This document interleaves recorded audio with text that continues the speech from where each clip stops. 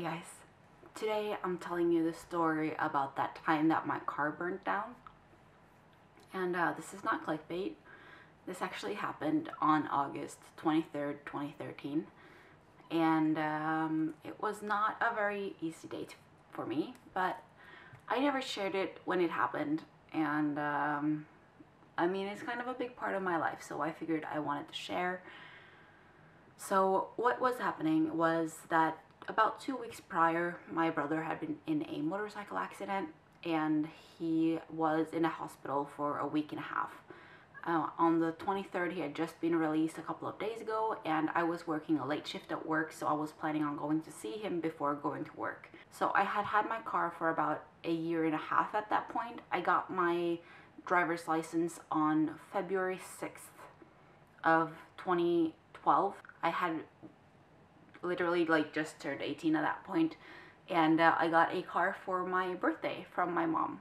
Time passes, everything is fine. I don't have any problems with the car, not like big ones anyway. I had like a car tire fall off and stuff, but not like major things like this.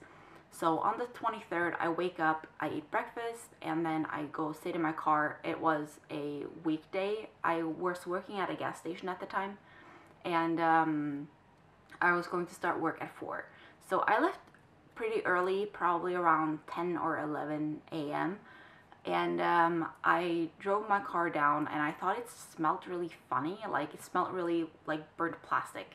So I stopped about 500 meters from our house, where the mail rack was. So I stopped, and then I checked the mail, and I opened the hood because I was curious what the smell was. And I saw flames underneath the hood. So I ran up to the closest neighbor, which was probably about 150 meters away. I knocked on the door until they opened, and like I probably woke them up. And I just said like, "Hi, can I borrow your fire extinguisher? My car is on fire." And the woman like for a second like looked at me like I was not very sane, and then she got what I was saying, and she was like, "What? Are you serious?" And I just like pointed to my car, which was like down by the mailboxes. And she's like, "Of course," and she brought the fire extinguisher, and we went down to my car.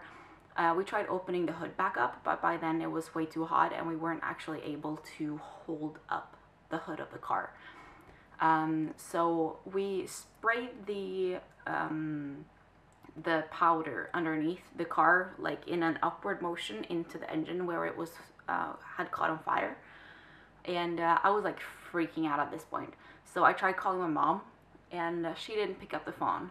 Meanwhile, this lady is on the phone with the fire department, and they're going to come help us like extinguish my car.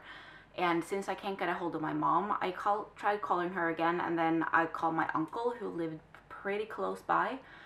And apparently his car at work they had clipped the car sign the day before, so his girlfriend had to take his car to work, so he didn't have a regular car. So he drove down his like 1967 Chevrolet, what became the Stingray, I guess, this like super fancy vintage old car. And he drove that down to my car, and then he would just park like good on the side so that the fire wouldn't like taint off, because the car was like big on fire by now. And the car, at one point after the firemen started actually trying to extinguish the fire, I guess one of the brakes or the brake wires snapped because of the heat, and it just like rolled over the road and down into the din on the other side. And they struggled really hard to actually get this car, like get the fire out, because it was huge. Like when obviously this is where I used to live before. I was living with my ex-boyfriend Julio at the time, and funnily enough, my uncle actually bought the house that we were living in back then. And on the tree, which was eventually cut down because it got a lot of scorch marks on it, you can still see the black scorch marks from when my car was on fire. and all of the mailboxes had to be changed out because the heat, they started like bubbling in the paint, started bubbling. And okay, so the fire department showed up and they tried extinguishing my car, and they weren't able to. They tried forever. And then the wire broke. It flew. It like rolled pretty slowly, honestly, down into the other side of the road. Luckily, this is a very small area, so there weren't a lot of cars going back and forth, and whoever did stopped their car and came out either to help or just to look at what the fuck was going on. And then the local newspaper showed up, and they took a lot of pictures. So those are the pictures that I'm going to show you. And there was a story in the news about this, and I think the title was something like, "She was just going to get the mail," or something like that, which is not necessarily true because I just stopped by the mailbox on my way to my brother. This is like 5 years ago now, so I'm struggling a little bit with remembering all the details. But my car caught fire, and it caught really, really heavy fire. By the time they got the fire out of, like, extinguished the fire, the entire car was gone. Like, there was the metal frame was still left in the car, and I think there was like half a tire left on one side that didn't completely like burn away. And then in between all of this, my mother had gotten back to me. She's just like, "Just let it burn.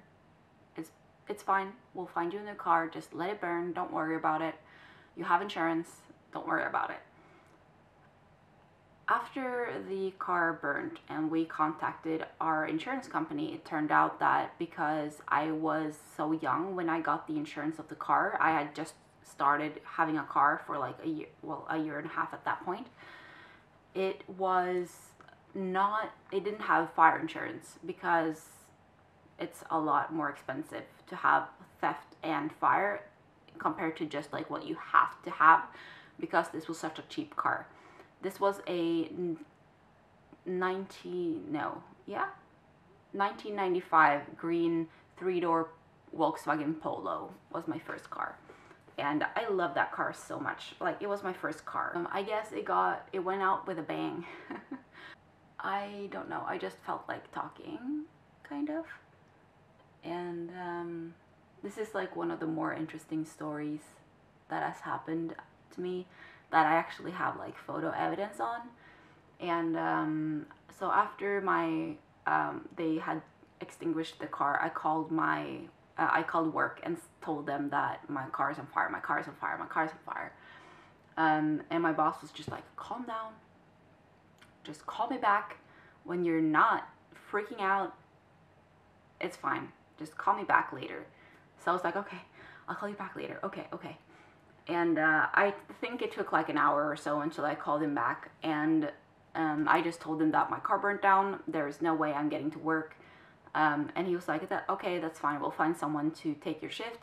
Are you okay to work tomorrow?" And I was like, yeah, I'm fine. I'll be fine to work tomorrow because I can borrow a car or something.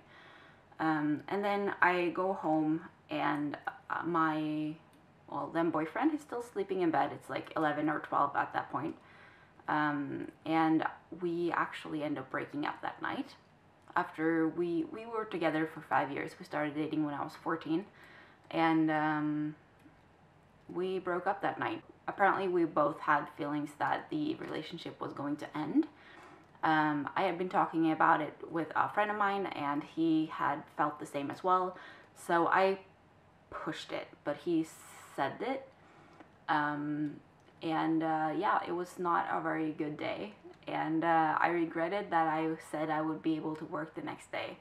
I was like crying the entire day after. It was horrible. Luckily, I was not alone at work that day, so thank you. You worked with me. It must have been terrible for you as well. I was just like running off to the bathroom all the time, and it was not fun. So that's the story of August 23rd, 2013. I ended up getting a new car. I got a red Volkswagen Golf, and it was great. I only drove it for half a year because after we broke up, I actually applied for Disney, and that's how that happened. So I guess in the long run. It worked out anyway. But it was a very stressful weekend. And that also meant that I had to move home because I wasn't able to afford the apartment by myself. This is a weird video. I'm sorry.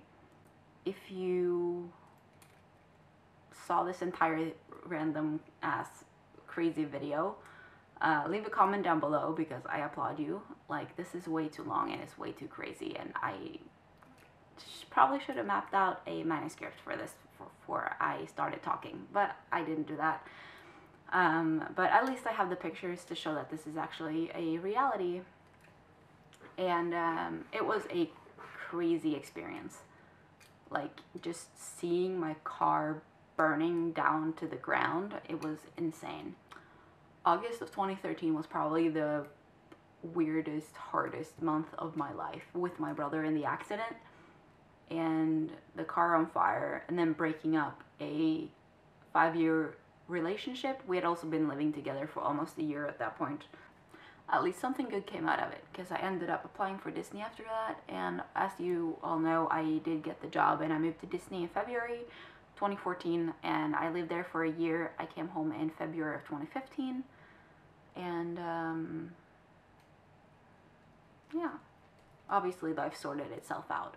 I mean, I'm fine, but it's weird to think about because it seems like just a story. Like, it doesn't seem like it is my life, which is crazy. But I'm just gonna stop rambling, and I'll see you guys in my next video. Bye.